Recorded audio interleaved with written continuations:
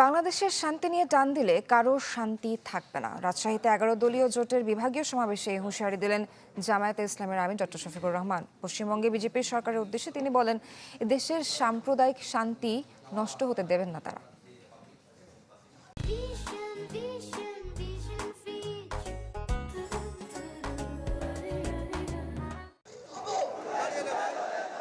গণভোটের রায় বাস্তবায়ন, জনদুর্ভোগ লাঘব ও পদ্মা তিস্তার পানির ন্যায্য হিস্যার দাবিতে রাজশাহীতে 11 দলীয় জোটের বিভাগীয় সমাবেশ।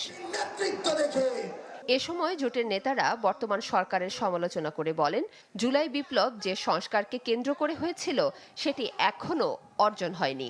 ক্ষমতায় গিয়েছে কিন্তু তারা ভুলে গিয়েছে 70% মানুষ দেশের পরিবর্তনের পক্ষে রায় দিয়েছে। আপনারা সত্যের পথে আছেন, ন্যায়ের পথে আছেন, আমরা আপনাদের সাথে আছি। আমরা তো আপনাদের কাছে কোনো ভবন চাই না। এ সময় বিরোধী দলীয় নেতা ও জামায়াত আমির ডক্টর শফিকুর রহমান সরকারকে রক্তচক্ষু উপেক্ষা করে পদ্মা তিস্তার পানি আনার আহ্বান জানান। বলেন, প্রতিবেশী দেশ শান্তি নষ্ট করলে পাল্টা হুমকি হয়ে দাঁড়াবে 11 দল। পদ্মার পানি আনতে হবে, পদ্মার পানি আমাদের ন্যায্য পাওনা, তিস্তার পানি আমাদের ন্যায্য পাওনা। সারা বাংলাদেশে যে 154টা অভিন্ন নদী আছে সবগুলোই আজকে মৃতপ্রায় হয়ে গিয়েছে। একজন বক্তা এখানে বলে গিয়েছেন যে আপনি খাল কেটে মানুষকে পানি দিতে চান, খালের পানির উৎস হচ্ছে নদী। নদী যদি ঠিক মতো না চলে তাহলে খালের পানি আসবে কোথেকে?